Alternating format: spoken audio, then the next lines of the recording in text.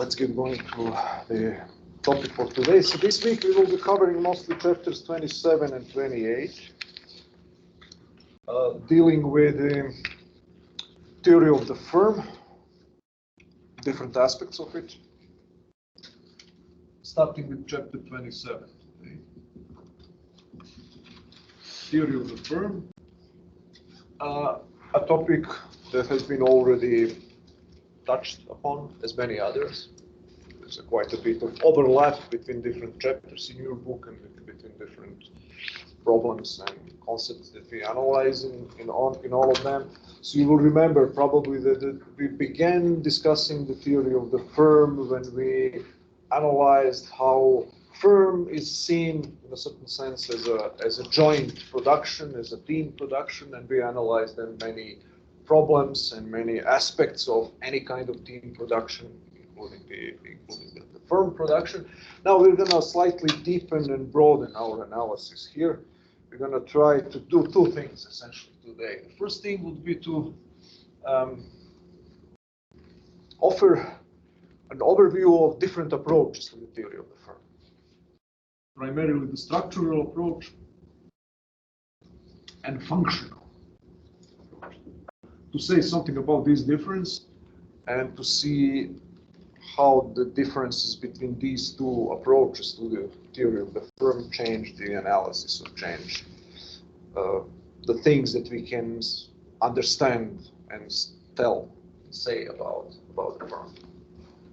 And the second problem will be typology of the firm, types, how the firms are, let's say, classified depending on their internal structure and the relationship and legal status and so on, to see how this affects economic efficiency and economic advantages and disadvantages of these different types of the firms. So, to make a long story short, the second topic will involve the discussion of the differences and similarities between partnerships, proprietorships, and corporations. So that's what I mean by typology or classification of firms. Okay, let's begin with again with going back to the basics here. Why the theory of the firm? I can assert here that the theory of the firm is a specific and strange problem in economics, and it is a specific and strange problem in economics because nothing like a firm is predicted by the standard supply and demand analysis. If you look at our supply and demand graphs, if you look at our theories that we spend quite a bit of time trying to understand of how prices are determined on the markets, how shortages and surpluses are eliminated, what is the function of market prices and so on, the underlying assumption of this basic analysis is that economic life is about individual relationships between different economic agents, buy and sell, exchange goods and services, and so on. So remember, supply and demand, it's always individual and collective demand and supply curves, but it's always assumed that it is individual persons who make their decisions as consumers, as producers, what to make, what to produce, what to buy, what to sell. There is not much useful that you can say by looking at the basic microeconomic price theoretical framework about the situations in which you have teams or groups of people who cooperate together, not through market prices, not through exchange, not through buying and selling, but through different mechanisms. Hierarchical mechanisms in which some people order other people what to do, and this latter group carries out the orders. So that's the reason why the theory of the firm as an organization in which people jointly produce something is that you cannot say much about the firm, about the phenomenon of the firm by looking at the supply and demand and price theoretical framework. You have to go beyond that. You have to devise different kinds of explanations, different kind of theoretical framework to understand what's going on. You see, but because the basic difference is that within a firm, people do not communicate through prices. People do not buy and sell within a firm. Between firms, they do. That's easy. But the analysis doesn't assume that the firm, we assume that individuals are. You remember the very first class, methodological individualism. What does that mean? That means that we always start our analysis from an individual agent, economic agent, irrespective of whether that agent buys or sells or produces or consumes, it's always an individual agent. How come here that we are talking about a firm as a kind of economic entity, a collection of people together? It's not clear. How to reconcile theory of the firm on the one hand as a collective entity and the methodological individualism. The assumption that you always have to start your analysis, that you always have to be analyzing an individual. Now we'll try to do that. Now. Okay, so what is the firm framework within which the theory of the firm appears?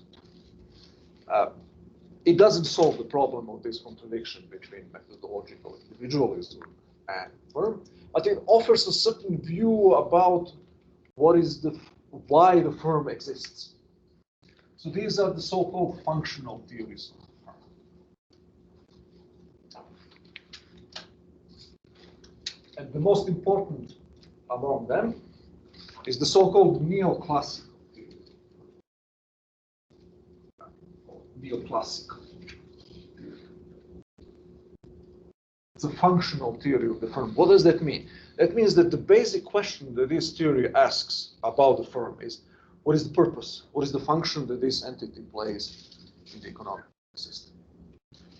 It doesn't ask what is the internal structure, what is the internal dynamics of this entity, how people cooperate within it. It asks just the basic question of what is the purpose and the function.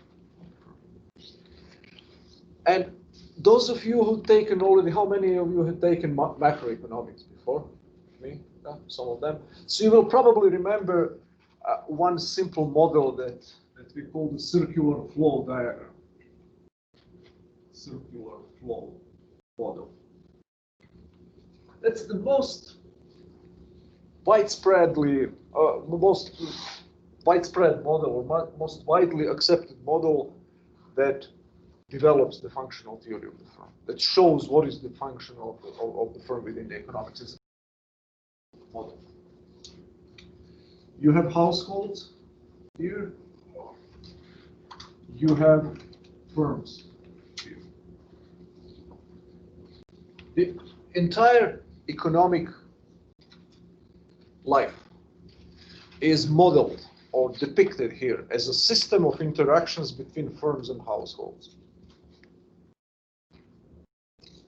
Everything that is happening in the economy is a system of interactions, system of exchanges of goods and services and money and resources between these two entities, firms and households. There is nothing beyond that. We simplify, sometimes the more complicated versions of the model include the government, but the simplest possible one that I'm gonna here demonstrate to you involves just firms and households. We assume that government doesn't exist. So how this interaction works? There are two markets, two kinds of goods that firms and households exchange. The product markets, or what we call factor of productions. So what is that? What are factors of production? Products they make. Well, The products that the firm makes.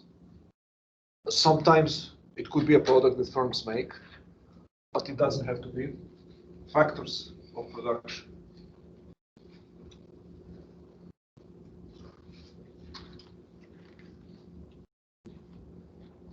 And consumer market, consumer goods. So factors of production simply are necessary factors that are used in the production process. Labor, capital, land, typically. That's a tripartite division. So land, natural resources, raw materials, labor services, and capital, savings, money, investment that firms need in order to increase production. So households have all of these three. So they offer on the product market, households transfer labor, capital, and land to firms. What do they get in exchange? Any ideas? Salary. Yeah, exactly. So what is the salary? Compensation for which one? Labor. Yeah, for labor. So they get now, here's circular flow. Resources go from households to firms. In the opposite direction go wages. What else?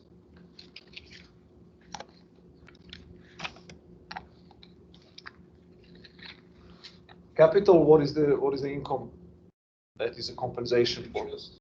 Interest, exactly. Interest and rents. These are the types of income, wages, interest, and rents, types of income that compensate households for providing services of labor, capital, and land. Rent is a compensation for land in the economic sense. Interest is compensation for making your savings, your financial capital available to the financial system, and wages compensate labor services. So firms pay interest, rent, and wages to households in exchange for the factors of production. If you really want to be fancy and to complicate and to be more sophisticated here, you can include another one like an entrepreneurship, the fourth factor of production. So what would be the entrepreneurship? That would be, how would you define entrepreneurship here as the fourth factor of production? What's a kind of capability of combining these three factors into an optimal production process. So an entrepreneur is everybody who decides how exactly to organize the production within the firm. And then what is the economic income that compensates for entrepreneurship would be profit. So if you want to distinguish interest and profit, you can say that interest compensates saving and investment, and profit compensates risk-taking. Okay. But we can stick to this even simpler, although it won't be the end of the world if you disregard this. So that's one. So this is the product market here. Product market. Or factor market, yeah. Factor market. Factor market. Now, what firms do with the resources that they were given? They produce stuff. What is that? Finally, eventually, at the end of the road, that's consumer goods. So consumer goods flow from firms to households, of course. What flows in the opposite direction? Can you speculate? Or remember your macro class?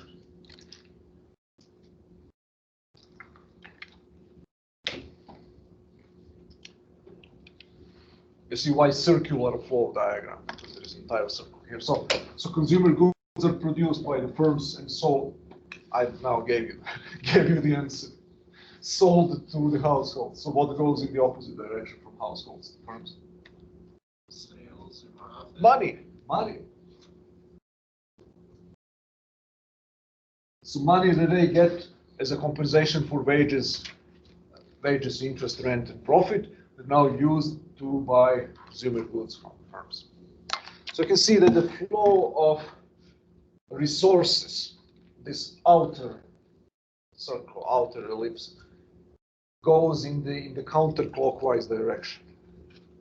Resources go from households to firms and go back to the house, whereas money goes in the opposite direction from households to firms and all the way back to households.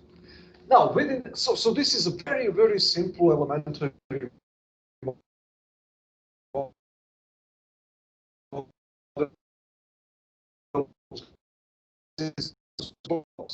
the entity that you assume that does what it does, transformation of factors into final products. This is the product market or consumer product market. That's the main role. Transformation of the factors into products. Transformation of labor, capital, and land into consumer goods. You don't ask the question how they do it. Who does it? What is the relationship between different groups that exist within the firm who do it? That's beyond the scope of your analysis. So just a purely functional analysis. Black box. You don't look what is inside the black box. Black box. Black box model.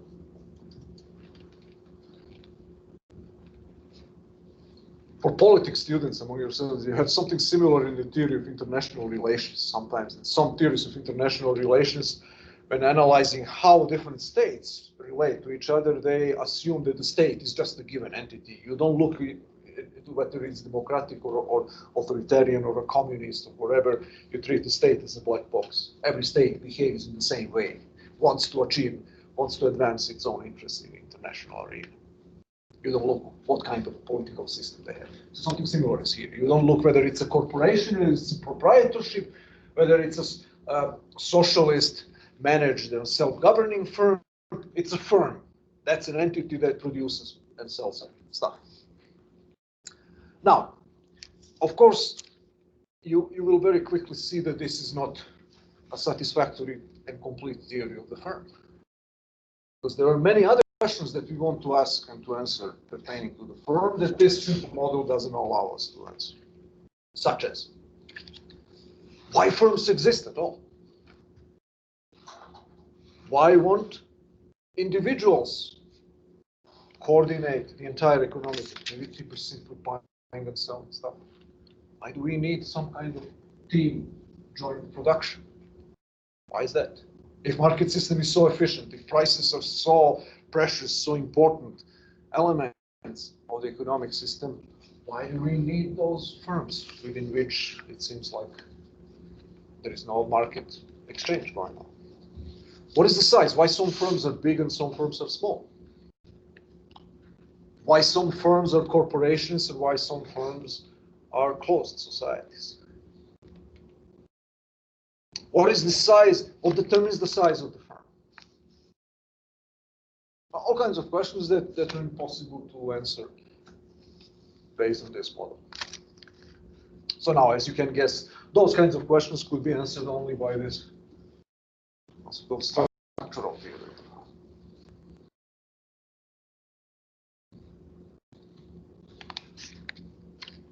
This began the first known theory, at least to me, but I think I'm right here, that the first kind of semi-structural theory of the firm, I'll tell you why semi-structural, but not quite complete theory, was developed by an American economist, Frank Knight, in his crucial, important book titled Risk, Uncertainty, and Profit.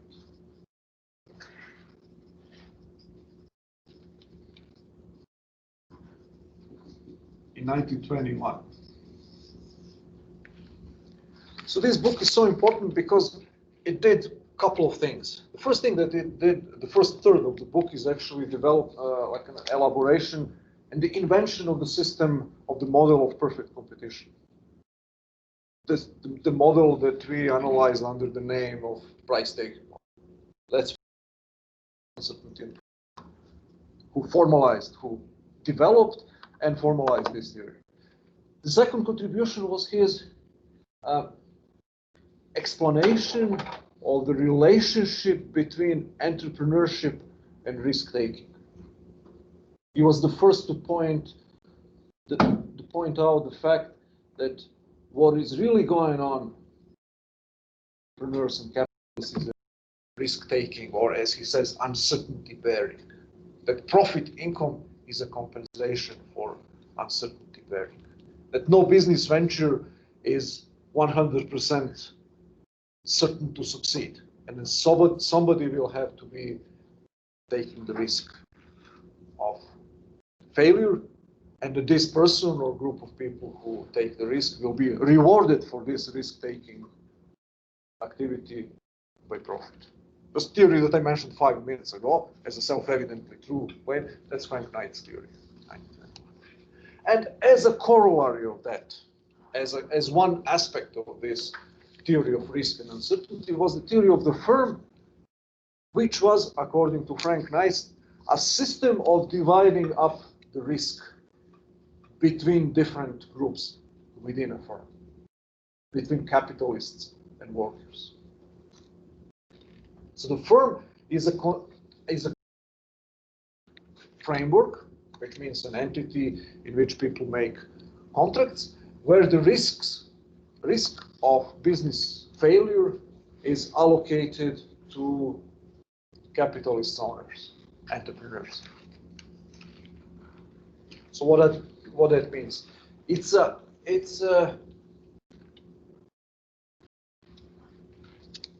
kind of agreement or arrangement between workers and capitalists, in which workers get security of income in exchange for the forfeiture of profit compensation, which means as long as the production process goes, workers get their wages no matter what. It's called contractual income. It means we have a contract, I have to pay wages. If I don't pay, you can sue me. Okay. There is a certain risk that workers bear, which is that the firm might fail. But if the firm fails, you are not contractually obligated to pay back the salaries that you receive. On the other hand, the position of a capitalist is much more precarious. He has to invest the money. That's a crucial component of the entrepreneurial function, according to Frank Knight. You have to invest money, your own savings, or to borrow money. And you don't get your income, you don't get your reward until and unless you sell the product at profit. So you're taking the risk of failure. So then any difference between revenue and costs is allocated to capitalists or owners because they are residual risk takers. They are people who will pay the full price if the business firm fails. So then a firm is just a system of contracts between the two groups of people who have different role in production vis-a-vis risk. So risk is the key component here. Workers risk less, so then they have salaries. Capitalists risk much more, they get profit. So the internal structure of the firm is explained in Frank Knight's theory as a framework in which workers and capitalist owners participate, and their income compensations are explained as a function of their different exposure to risk. Capitalists bear much higher risk, they're going to get profit income. So as you will see, this is a relatively limited structural theory. It just sheds light on one aspect of the internal inter-firm dynamics. There are people with contractual incomes, workers, and people with non-contractual income. What does that mean? You cannot sue if you don't get profit. There is nobody you can sue in court in order to retrieve your income. You can sue the employer if he doesn't pay you wages that are agreed upon, but you cannot sue society or other entrepreneurs or fake news media or whomever for disappointment or your failure in business.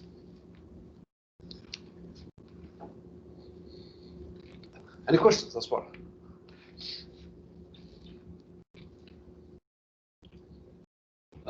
The next one, I will mention just one more. There are a variety of them. I myself contributed somewhat to this theory. This is a bit tedious and complicated theory, industrial organization and the theory of the firm. There are multiple other theories of the firm, including those that will deny that the firm is not a market institution in the sense that they would argue, and I'm one of those who would argue that even within a firm you have markets that function, that the prices direct inter-firm relationships as well. But I'm going to disregard those. I will just mention one crucial structural theory of the firm that was developed by an economist who was to some degree influenced by Frank Knight, and he was later going to get the Nobel Prize in economics. His name is Ronald Coase. Ronald Coase, C-O-A-S-E, British economist who published in 1937 a famous paper, The Nature of the Firm. And he got the Nobel Prize in 1990, essentially for that paper. That's funny. It's time for you. You write one paper in economics and you get the Nobel Prize for it. He wrote maybe a couple of other papers, including one in 1960, but that was essentially it. That's his main contribution to economics. He was lucky, or maybe he was a genius. So what is the main problem? What is the main thesis of this firm? This firm, actually, there are two of them. The first one is that the firm is, as he says, like a central planning island in the ocean of market exchange. That's a metaphor that he uses. A central planning island in a sea, in a gigantic ocean of market exchange. By this, he means that most of the economic activity consists in people buying and selling stuff, exchanging stuff. That's the sea, that's the ocean of economic activity. And the firms are small islands within that, within which you don't have exchanges. You have the relationship of command and control, or hierarchical relationships, like a military style discipline. That's how he depicts the firm. Have CEOs and top-level managers transmitting orders to the medium-level managers transmitting it to the lower management, and then to workers. It's like a machinery. Military hierarchical structure. The firm is a hierarchical structure. And now the question that Ronald Coase asks is actually why the firm exists at all. You see what I mentioned, supply and demand. Why would we? What is the proper function? What is the positive economic contribution of the firm as this hierarchically, centrally planned, centrally organized firm? And the key insight that he gained was that market exchanges are not free. Buying and selling and contractual arrangements between firms in which, or between individuals in which we commit to buying and selling from each other in the long term, they're not free. There are costs of carrying out market transactions. He called these transaction costs. That's a catchword. These are the costs of having an opportunity to carry out a mutually beneficial transaction on the market. Transaction cost. So what these transaction costs involve? Number one, information costs. That means it might not be easy to find out who is the best business partner from whom you can buy or to whom you can sell.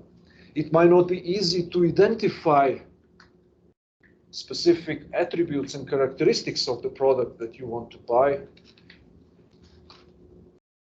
so easily. So information costs are non-zero. So information costs are costs of carrying out transactions. Higher the information costs, higher the transaction costs. And the second is enforcement costs. That means even if you find a product and you make a long-term contract, sometimes contracts are not complete. They cannot predict all contingencies that may emerge. So then contract enforcement is costly in and of itself. So you know that even if your business partner cheats, and you sometimes the costs of enforcing the contract in court might be more expensive than breaking the contract. So these are then the costs that every individual faces in interacting on a free market through prices with other people. So sometimes then what you may decide to do, you may decide instead of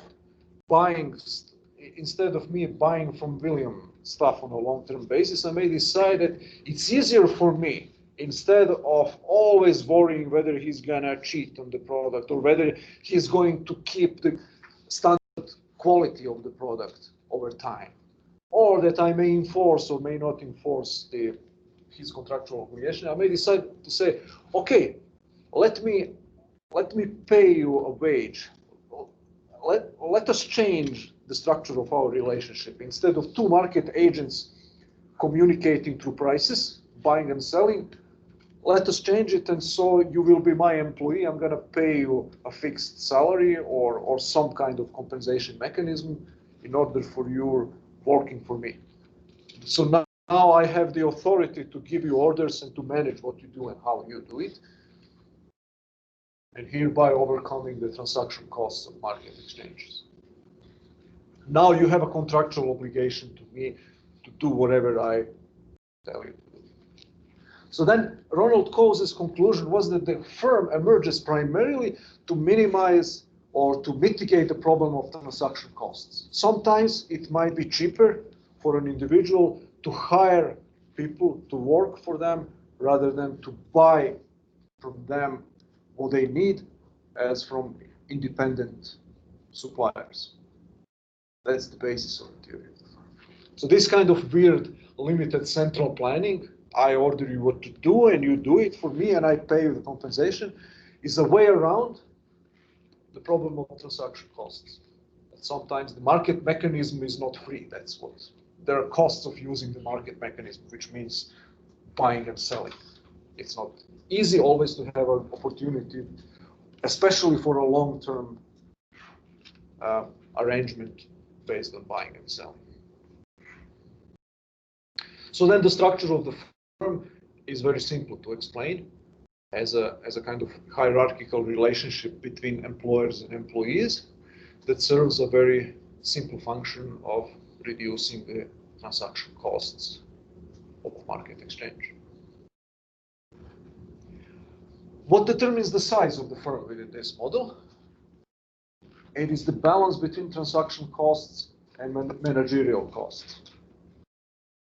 So no firm will grow in size indefinitely, because as I add up new people on the payroll and increase the size of the firm, it gets trickier and trickier to organize them and to manage them. And you remember now the examples from our previous analysis of the teams. It's always more difficult to manage a more numerous team than rather 2 or 3 people. So you can say in a certain sense that we enter the area of diminishing returns when we increase the size and scope of the firm. At some point, the managerial costs will exceed the transaction costs, and then it doesn't make any sense to grow your firm anymore. Now it is getting cheaper for you to buy stuff from somebody else, from the outside, rather than to try and produce it yourself. When managerial costs become prohibitively high. Okay. A few words about types of the firm. I'm slightly behind schedule here, but I will try to do it as quickly as possible. So there are 3 types of the firms. The first 2 being mutually, let's say, similar, kind of generic type. So private proprietorship,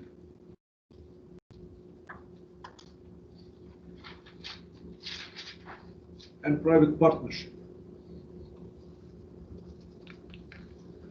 These 2 are usually called closed or private firms.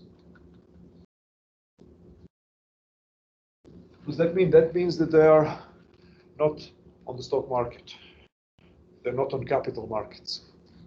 The only way to grow them is by their owners increasing their savings or borrowing money from the bank. You cannot exploit the savings of other individuals directly. You're not open to the capital market. The third type of the firm is, of course, the most important one, corporation. These firms are typically much smaller in size. These ones are much larger in size. These firms produce something like 96% of economic value added, corporations, whereas proprietorships and partnerships produce much less. And we'll see why is that the case. So all these types of the firm have their distinct advantages and disadvantages. the main advantages of proprietorships. So what is the difference between proprietorship and partnership? Can you tell me that?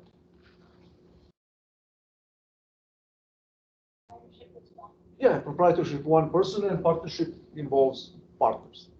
But they're both closed proprietorships. They're typically much smaller, which means that they are more adaptable and flexible and much easier to react to the changes in the conditions of supply and demand. That's one advantage of small private firms. Another advantage, it's a very important one, is that you don't have a problem of management and control of the firm. I'm the owner of a proprietorship. I make all decisions about what the firm is going to do. So ownership and control are together, merged together. There's no difference between ownership and control. Disadvantages. First, unlimited liability. What is that? If something goes wrong with your business, they can come out. They can come after your personal assets. Yeah. Or technically, you're responsible for firm's death with the total value of your assets, everything that you have. You can lose everything. The second disadvantage is, of course, that you are not open to the capital market. So if you want to increase your investment, you have either to save your own money or to borrow personally money from other people and to guarantee for the loans with your own assets. It's relatively tough to grow the firm, which is in this kind of legal regime. So unlimited liability and the absence of the access to capital markets. Corporations. So disadvantages. You see, these are like mirror images. What are advantages of private firms are disadvantages of corporations and vice versa. One more terminological clarification here. Private firms in America means proprietorship and partnership. It means firms that are not on the stock market. Public firms in America means corporations. That's different from Europe, where public typically means government-owned and government-run, and private means all these three, irrespective of what kind of type of firm. So this language, private versus public, here is taken in the American sense. So both of them are private in the sense that they're not government-run, but they're private in a different sense. First two groups are private in the sense that they are closed societies, and public corporations are open on the capital markets. Other people can buy the shares.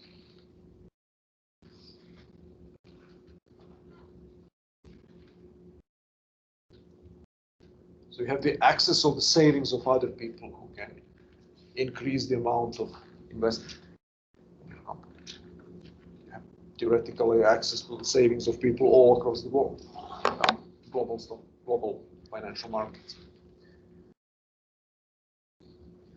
What is the main disadvantage? The main problem of a corporation is something that is called separation of ownership and control. Separation of ownership and control. That means people who are the owners of the corporate stock, the owners of the firm, are not the people who exercise an effective day-to-day control over the business operations, who make decisions about what is going to be done and how. Why is that a problem? Who are the people who exert effective control over the business operations? Typically, in a standard corporation. Managers. Yeah, managers, CEOs. Who are they? When you look structurally, type of income that they have in principle. There are people with contractual incomes, Frank Knight's terminology. They're workers, that are paid employees. Why is that a problem? Because there seems to be a conflict of interest between the shareholders and managers. What is the goal function of shareholders? They want to maximize the profit, share price. What is the goal function? What is the final goal of employees? All employees to increase their salaries and non-salary benefits, all kinds of perks, private jets, expensive furniture in their offices, and so on and so forth. Bonuses and so on. So then the economic interest of shareholders does not coincide with the economic interest of managers. The entire next class will be devoted to analyzing, to explaining why this eventually is not a problem, why the market has a clever ways around this problem, to discipline the managers so as to work in the interest of capitalists rather than in their own interest. But theoretically, the problem is that you would have expected managers to not worry at all about the share price of the corporation, about the profit that they make. Because whatever the share price is, whatever the profit is, at least in theory, their wage will not change very much. So that's one disadvantage, one problem that you don't have if you're a private proprietor. There is no problem of and separation of ownership and control. I'm the owner, I decide what to do. I have 3 employees, I tell them what to do. If they don't obey, I fire them. It's very simple. Isn't a solution to that is just make the managers shareholders? So Oh, yeah, there are many ways. Give them their stock options, for example. Make them shareholders, or a variety of other indirect ways that force them to behave as if they work, as if they are the shareholders, even if they are not. We'll see, there are a variety of mechanisms. Next class we will go in great detail over all of these mechanisms. And that's one of the mechanisms. It's called share option. You give them cheaply, or even sometimes even for free shares, and then if they work well, the share price will increase. They increase their own private wealth rather than the wealth of shareholders. So this is the main problem, the main disadvantage. What are the main advantages that are responsible for the fact that 96% of economic value is created by these firms? Number one, limited liability. I'm sorry, LTD. What is that? What limited liability means? it means if somebody sues you, like they can only take what the company has, they can't go after your personal. Firm goes bankrupt, you lose only money that you paid, only the shares that you paid. They cannot go after your personal assets. So why is that an advantage? You don't really take any personal risk. Oh, you take some personal risk, but much less than with a private firm. So imagine you had $10,000 of savings, and you're now thinking about whether you want to use it as a part of your startup capital for a small firm of your own start, or to buy shares or stocks of some already established corporation. It's not a very difficult decision. The risk is much lower in the latter case. So you have expected then a highly disproportionate amount of accumulated savings to go into the corporate stock and bonds rather than into investing in startup companies that are in the regime of closed societies. That's one explanation. Lower risk of investment in corporations because of limited liability rules. The second reason, of course, is the access to a much wider amount of savings, capital markets.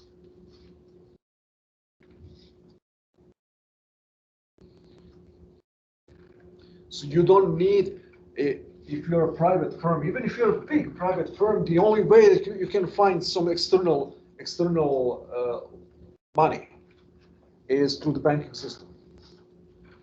Loans that you get from the banks. As a corporation, you can go to a bank, but you can also go on the open market directly to other people.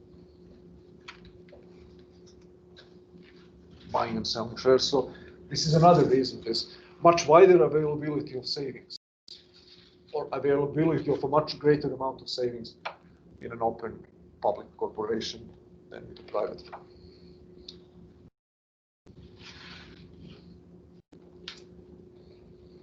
So next time, we will go over the mechanisms whereby the problems of separation of ownership and control are solved.